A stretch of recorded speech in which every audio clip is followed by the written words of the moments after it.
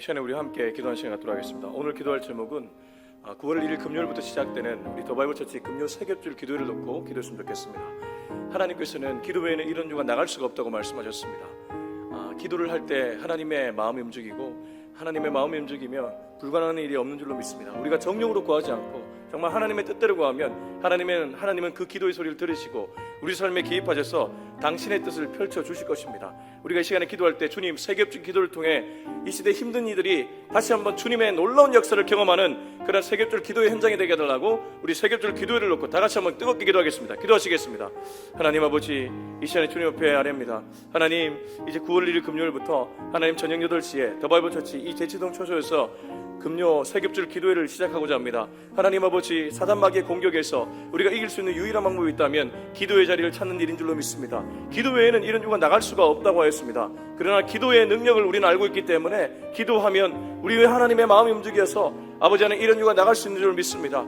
우리 삶을 틈타고 있는 좀먹고 있는 더럽고 추악한 것들 다 떠나버리게 하시고 하나님이 기뻐하는 거룩하고 성결한 것들이 우리 삶에 그대로 임할 수 있도록 금요 세겹줄 기도 현장 가운데 주님 함께하여 주시옵소서. 문 영혼들이 살아나는 그러한 기도 현장이 될 수 있기를 원합니다. 한 영혼 한 영혼이 주의 말씀으로 아버지 하나님 올곧게 설 수 있는 그런 기도 현장이 될 수 있기를 원합니다. 저부터 아버지 하나님 잘 준비된 아버지 목회자가 되게 하시고 말씀을 잘 준비해서 주여 사람들의 심령을 움직일 수 있는 주의 음성이 떨어지는 시간 되게 하여 주시옵소서. 무엇보다 하나님 찾아오는 모든 성도들 하나님 어려움을 갖고 왔다가 그 어려움이 해결되는 역사가 있게 하시고 갈급한 심령 위에 은혜의 단비가 내리는 시간 되게 하여 주시옵소서.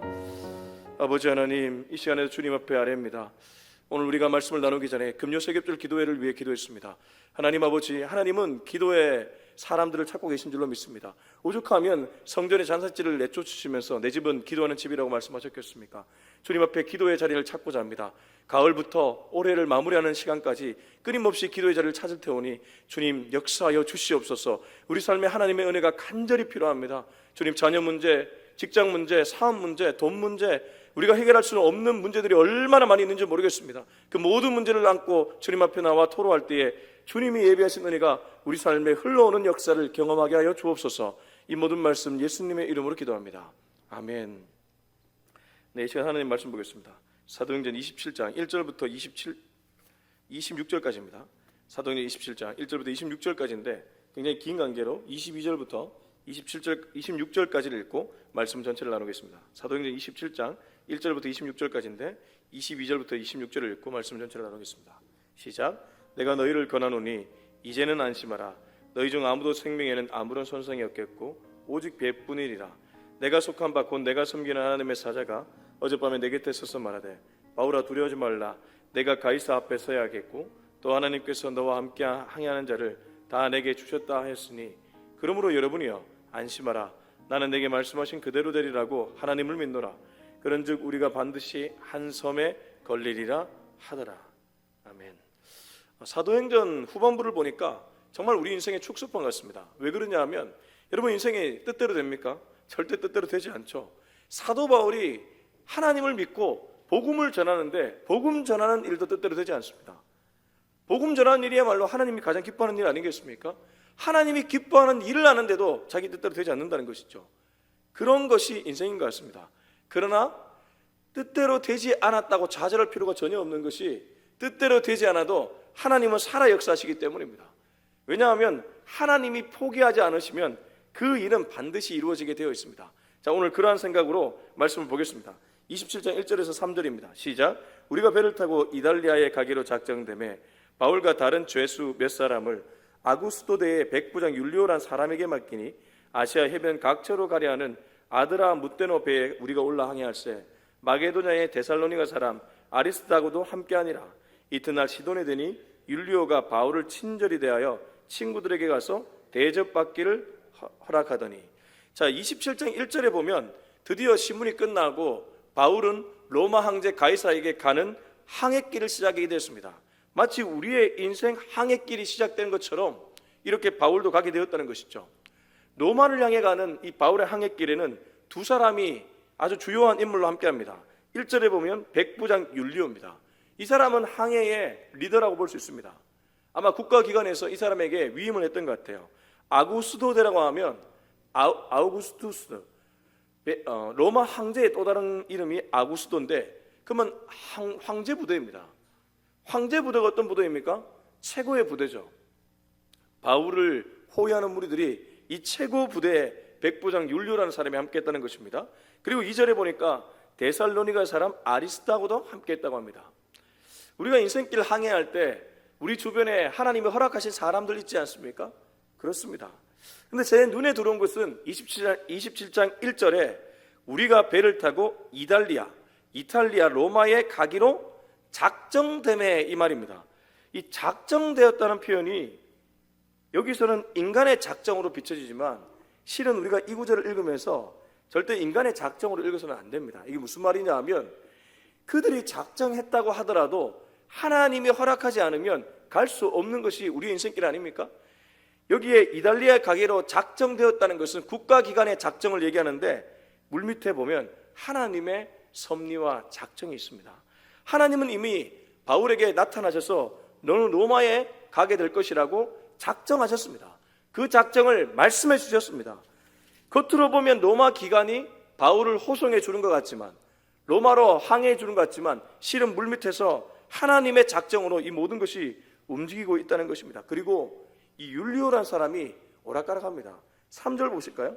3절에 보시면 율리오가 바울을 친절히 대했다고 하죠. 이튿날 시돈에 드니 율리오가 바울을 친절히 대하여 친구들에게 가서 대접받기를 허락하더니, 겉으로 보면 율리오라는 인물이 바울에게 호감으로 다가오는 것 같습니다. 우리가 인생을 살면서 우리 주변에 가끔 믿지 않는 사람을 만나는데 그 사람이 굉장히 호의적으로 다가올 때가 있잖아요. 율리오라는 사람이 바울에게 겉으로 보면 그러했다는 겁니다. 근데 나중에 이 율리오가 굉장히 치명적인 실수를 안 합니다. 11절 말씀 먼저 읽어볼까요? 11절. 우리 11절 나같이 시작. 백부장이 선장과 선주의 말을 바울의 말보다 더 믿더라. 여기 백부장이 율리오입니다. 1절에 보면 백부장 율리오라고 나와 있죠. 그 11절에 백부장이 누구의 말을 누구의 말보다 더 믿다고 하고 있죠? 바울의 말보다 선장과 선주의 말을 더 믿게 되죠. 이로 인해 굉장히 큰 풍랑, 어려움에 직면하게 된다는 거죠.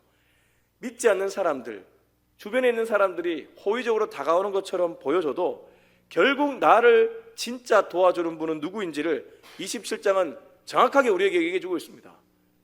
바로 하나님입니다. 하나님이 나를 도와준다는 것이죠. 계속 말씀 보겠습니다. 자, 4절부터 우리 8절까지 쭉 읽어보겠습니다. 시작. 또 거기서 우리가 떠나가다가 맞바람을 피하여 그브로 해안을 의지하고 항해하여 길리기아와 밤빌리아 바다를 건너 루기아의 무라시에 이르러 거기서 백부장이 이달리아로 가려 하는 알렉산드리아 배를 만나 우리를 오르게 하니 배가 더디 가 여러 날 만에 간신히 니도 맞은편에 이르러 풍세가 더 허락하지 아니하므로 살몬의 앞을 지나 그레데 해안을 바람막이로 항해하여 간신히 그 연안을 지나 미양이라는 곳에 이르니 나세아 시에서 가깝더라. 자, 4절에 보니까 또 거기서 우리가 떠나가다가 맞바람을 피했다고 합니다. 우리가 인생 항해길에서 바람이 오면 바람을 피해갈 때가 있죠. 뭐 또 바람을 피해가는 것도 지혜라고 얘기할 때가 있습니다. 그러나 어디로 피하는지가 굉장히 중요합니다. 피할 때 이 바람을 피해서 또 다른 곳으로 가면 거기에 또 다른 바람이 올 수 있죠. 그러니까 궁극적 피난처가 어디인지를 아는 것이 지혜라는 것이죠. 여기 지금 이 항해길에서 이들이 맞바람을 피했지만 결국 7절 보시면 여러 날 만에 간신히 니도 맞은편에 이르러 풍세가 허락하지 않았다. 다시 말하면 다시 바람을 크게 만났다는 것입니다. 바람을 피한 것처럼 보이지만 임기응변으로 피한 바람은 결국 또다시 또 다른 바람을 만나게 된다. 그러면 이 항해길이 우리의 인생길이라고 보자면 인생길에서 우리에게도 이 바람이라는 게 닥쳐올 것인데 바람을 피하는 게 능사가 아니라 바람 속에서 하나님의 뜻이 무엇인지 분별하는 것이 더 중요하다는 것을 알 수 있습니다. 바람은 반드시 오게 되어 있습니다. 피한다고 바람이 안 오는 것도 아니고 비가 안 오는 것도 아니고 비가 오잖아요. 바람이 오잖아요. 그러니까 중요한 건 그 속에서 하나님의 뜻이 어디 있는지를 자꾸 발견해 나가는 것인 줄로 저는 믿습니다. 아무튼 이들은 이 바람을 피하려고 했지만 결국 피할 수 없어 어디로 도착하게 되냐면 8절 보실까요? 간신히 그 연안을 지나 미양이라는 곳에 이르렀다고 합니다. 간신히 그 연안을 지나서 미양에 이르렀다는 것이죠. 인간들이 할 수 있는 것이 이런 것밖에 없습니다. 바람을 피해서 겨우겨우 이 미양이라는 곳에 왔다는 것이죠. 근데 여기서부터 제가 앞서 말했던 그 백부장의 잘못된 분별이 나타납니다. 우리 9절에서 11절까지 읽어보겠습니다. 시작. 여러 날이 걸려 금식하는 절기가 이미 지났으므로 항해하기가 위태한지라 바울이 그들을 권하여 말하되 여러분이여 내가 보니 이번 항해가 화물과 배만 아니라 우리 생명에도 타격과 많은 손해를 끼치리라 하되 백부장이 선장과 선주의 말을 바울의 말보다 더 믿더라. 바울이 누구입니까? 바울은 기도하는 사람입니다. 바울은 하나님을 찾는 성령의 사람입니다. 기도의 사람과 성령의 사람이 하는 말은 그 말이 절대 가볍지가 않습니다. 기도한 후에 하는 말이라면 무언가 하나님의 뜻을 분별하고 말하는 것이기 때문에 귀를 기울여야 됐습니다. 그러나 백부장 율리오는 기본적인 상식, 자기가 삶을 살아가는 메커니즘이 결국 전문가를 의뢰하는 그러한 삶의 세팅이 되어 있습니다. 사실 우리들도 그럴 때가 많이 있지 않습니까? 전문가들의 말이라면 철석같이 믿는, 배 항해길에서 최고 전문가가 누구입니까? 선장과 선주입니다. 그러니까 아무리 바울이 얘기해도 나는 선장과 선주가 전문가이기 때문에 전문가의 말을 듣겠다고 얘기하는 것이죠. 결국 분별이 무엇입니까? 소리를 제대로 분별해내는 것이 진짜 분별인데, 바울의 소리를 듣는 것은 하나님의 소리를 듣는 것이었고, 선장과 선주의 소리를 듣는 것은 그건 인간의 소리를 듣는 것이었습니다.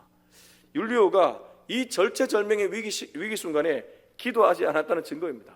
그가 만약 기도하는 사람이었다면 바울의 말을 한 번 더 되새겨 봤을 것입니다. 그러나 그는 기뚱에도 듣지 않고 바로 선장과 선주의 말을 듣게 됩니다.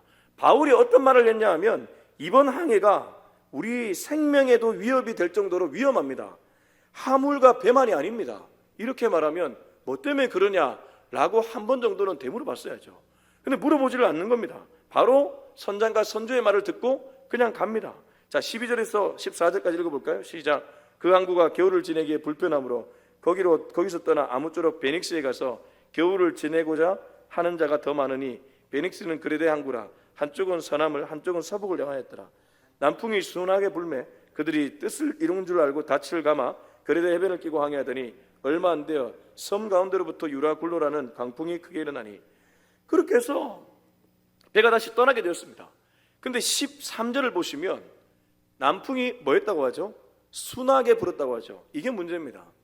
꼭 보면 전문가들의 말을 듣고 혹은 옆에 있는 사람들의 말을 들으면 잠깐 잘 되는 것, 그게 진짜 오히려 위험하다는 것이죠. 교육 정책을 이렇게 내리는 분들도 임기응변식으로 잠깐 학부모들의 만족을 주려고, 잠깐 학부모들에게 만족 주고 자기 인기 먹으려고 그런 결정을 내릴 때가 있는데, 그런 결정 내리면 잠깐은 모두가 좋아하는 것 같지만 결국 어떻게 되냐면 14절 얼마 안 되어 섬 가운데로부터 무슨 강풍이 불었다고 하죠? 유라굴로라는 광풍이 크게 일어났다고 합니다. 임기응변식으로 그렇게 잠깐 누군가에게 만족을 줬다가 결국 어떤 일이 일어나냐 하면 더 큰 강풍이 와서 그때는 어떤 것도 할 수 없는 그런 지경에 이르게 된다는 것입니다. 제가 앞서 교육정책 얘기했는데 교육정책도 그렇습니다. 잠깐 사람들의 입맛에 만족을 주는 결정을 내렸다가 100년을 정말 힘들게 가야 되는 그러한 일을 저지를 때가 많이 있죠. 그래서 우리가 국가기관의 기관장들을 위해 기도할 때는 사람들의 눈치가 아니라 정말 국가의 미래를 볼 수 있는 그런 지혜를 허락해 해달라고 우리가 기도해야 될 줄로 믿습니다. 바울 일행은 이렇게 해서 율리오라는 리더가 잘못된 결정을 내려가지고 어쩔 수 없이 굉장히 큰 위기 가운데 만나게 되었습니다. 자, 이제 15절부터 19절까지 읽어보겠습니다. 시작. 배가 밀려 바람을 맞추어 갈 수 없어 가는 대로 두고 쫓겨나가다가 가우다라는 작은 섬 아래로 지나 간신히 거류를 잡아 끌어올리고 줄을 가지고 선체를 둘러감고 스르디스에 걸릴까 두려워하여 연장을 내리고 그냥 쫓겨가더니 우리가 풍랑으로 심히 애쓰다가 이튿날 사공들이 짐을 바다에 풀어버리고 사흘자 되는 날에 배의 기구를 그들의 손으로 내버리니라. 여기 보십시오. 결국 배에 있는 모든 짐을 내어버리는 그런 지경까지 되게 되었습니다. 자, 17절 보시면 끝절에 연장을 내리고 그냥 쫓겨가더니 18절 우리가 풍랑으로 심히 애쓰다가 이튿날 사공들이 짐을 바다에 풀어버리고 19절은 가관입니다. 마지막 절 보시면 그들의 손으로 배의 기구를 내버렸다. 내 손으로 직접 내가 애지중지 아끼는 물건들을 바다에 내버려야 되는 심정을 한번 생각해 보십시오. 근데 이게 뭐 때문에 그랬습니까? 분별 잘못해서 이렇게 됐습니다. 바울의 말을 들었다면, 바울의 말을 신중하게 귀를 기울이고 그 뜻을 찾아갔다면 이런 일까지 만나지는 않았겠죠. 근데 그냥 당연히 이 사람의 말이 맞을 거야, 전문가의 말은 무조건 맞을 거야, 이렇게 생각하고 결정을 내렸다가 이런 우를 만나게 된 것입니다. 정말 어리석기 짝이 없습니다. 자, 20절에서 21절까지 읽어보겠습니다. 시작. 여러 날 동안 해도 별도 보이지 아니하고 큰 풍랑이 그대로 있음에 구원의 여망마저 없어졌더라. 여러 사람이 오래 먹지 못하였음에 바울이 가운데 서서 말하되 여러분이여 내 말을 듣고 그리스도에서 떠나지 아니하여 이 타격과 손상을 면하였더라면 좋을 뻔하였느니라. 바울의 말 그대로죠. 21절. 내가 21절 보시면 여러분이여 내 말을 듣고 그리스도에서 떠나지 아니하여 이 타격과 손상을 면하였더라면 얼마나 좋았겠습니까? 바울이 지금 돌아보면 다 후회뿐이겠지만 이제 돌아갈 수도 없겠지만 이런 말을 하고 있습니다. 근데 20절 보시면 이렇게 얘기하죠. 20절. 여러 날 동안 해도 별도 보이지 아니하고 큰 풍랑이 그대로 있음에 구원의 여망마저 없어졌더라. 혹시 이 20절을 머릿속으로 상상하실 수 있겠습니까? 해도 별도 보이지 않았다는 것은 칠흑 같은 어둠이죠. 칠흑 같은 어둠인데 엄청나게 큰 풍랑은 계속 일어나고 있습니다. 내가 지금 배 한가운데 칠흑 같은 어둠 속에 엄청난 풍랑을 만나고 있다면 어떤 생각 들겠습니까? 이제 끝났구나. 이게 정상입니다. 그러니까 여기 말 그대로입니다. 구원의 여망마저 없어졌더라. 소망이 완전히 없어졌다는 것이죠. 보통 이럴 때 인간들이 내리는 선택이 무엇입니까? 바다로 뛰어드는 것입니다. 보통 이럴 때 인간들은 어떤 선택을 내리냐 하면 생의 끝이라고 생각하고 자살을 선택합니다. 이게 한국 사회에도 얼마나 많이 퍼져 있습니까? 제가 제일 안타까운 자살 사연을 본 적이 있습니다. 혹시 저를 잠깐 보실까요? 그 서초구에 어떤 분이 자기가 서초구에 쭉 살다가 사업이 좀 실패해서 다른 지역에 가서 살게 되었대요. 그게 싫어서 자살한 사람을 내가 뉴스로 본 적이 있습니다. 서초구라는 지역이 자기에게는 우상이에요. 그 지역을 벗어나면, 이 강남이라 보자고요. 강남이란 지역을 벗어나면 마치 살 소망이 끊어진 것처럼 생각하는 사람들이 있더라고요. 강남이라는 세상만이 나의 세상이에요. 그걸 벗어나면 그건 내가 살고 싶지 않은 세상이라는 겁니다. 이게 얼마나 인간들의 어리석음입니까? 지금 여기 이 소망마저 끊어진 사람들 이제 오도갈 데 없습니다. 아무것도 할 수 없습니다. 근데 이때야말로 하나님이 일할 수 있는 타이밍입니다. 그리고 저는 이 구절을 읽으면서 이런 생각을 하게 되었습니다. 하나님이 끝내지 않았는데 내가 끝내서는 안 된다. 자살이 무엇입니까? 하나님이 끝내지 않았는데 내가 끝내는 것입니다. 물론 이런 경우 있습니다. 제가 전에 교회 사회 갈 때 어떤 남자 집사님이셨는데 그분이 저하고 이제 얘기를 하는데 얘기하는 내내 눈물만 흘리시더라고요. 왜 이렇게 이분이 눈물만 흘리실까? 대화를 계속 해보니까 이분이 옷 장사를 했는데 옷 장사가 초반에 좀 잘 됐대요. 그렇게 하다가 또 다른 사업에 손을 대는데 그게 이제 된통 망해가지고 100억대 빚을 진 거예요.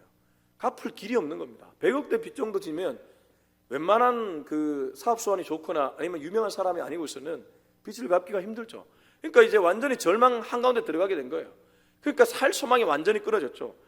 그런 사람들 간혹은 있습니다. 그러나 거기서도 제가 꼭 말씀드렸던 것이 있습니다. 하나님이 끝내지 않았기 때문에 생을 끝내지 마십시오. 하나님이 끝내셨다면 끝내셔도 되는데 하나님은 끝까지 우리 형제님을 붙잡고 계시니까 끝까지 인내하면서 걸어가셨으면 좋겠습니다. 그래서 그분은 이제 파산 신청하고 지금은 어떻게든 간에 살아가고 있습니다. 또 아내가 열심히 일해서 살아가고는 있습니다. 저도 그 빚이 갚아질까 좀 쉽지 않겠다는 생각은 갖고 있습니다. 그러나 내 생명을 끝낼 정도의 일은 아니라는 것입니다. 아무리 그 빚이 커도 내 생명을 끝낼 정도의 일은 아니라는 것입니다. 생명이 얼마나 소중합니까? 생명은 하나님이 주신 선물입니다. 하나님이 끝내지 않았다면 내가 먼저 끝내지 않는 저와 여러분이 되었으면 좋겠습니다. 그리고 지금부터는 역전의 하나님이 나타나기 시작합니다. 바울이 얘기합니다. 우리 22절부터 26절까지 읽고 마무리하겠습니다. 시작. 내가 너희를 권하노니 이제는 안심하라. 너희 중 아무도 생명에는 아무런 손상이 없겠고 오직 배뿐이리라. 내가 속한 바 곧 내가 섬기는 하나님의 사자가 어젯밤에 내 곁에 서서 말하되 바울아 두려워하지 말라. 내가 가이사 앞에 서야겠고 또 하나님께서 너와 함께 항해하는 자를 다 내게 주셨다 했으니 그러므로 여러분이 안심하라. 나는 내게 말씀하신 그대로 되리라고 하나님을 믿노라. 그런즉 우리가 반드시 한 섬에 걸리리라 하더라. 자, 바울이 소망마저 끊어진 이들에게 뭐라고 얘기하냐면 이제는 안심하라고 얘기합니다. 아니 지금 현실을 보면 풍랑이 일어났고 해와 달도 없는 칠흑 같은 어둠인데 어떻게 안심할 수 있나? 그 이유가 바로 한 가지죠. 우리 그리스도인에게는 그 이유는 하나밖에 없습니다. 23절, 내가 속한 바 곧 내가 섬기는 하나님의 사자가 어젯밤에 내 곁에 서서 말하되, 24절, 바울아 두려워하지 말라. 내가 가이사 앞에 서야겠고 또 하나님께서 너와 함께 항해하는 자를 다 내게 주셨다 하였으니, 25절, 그러므로 여러분이 안심하라.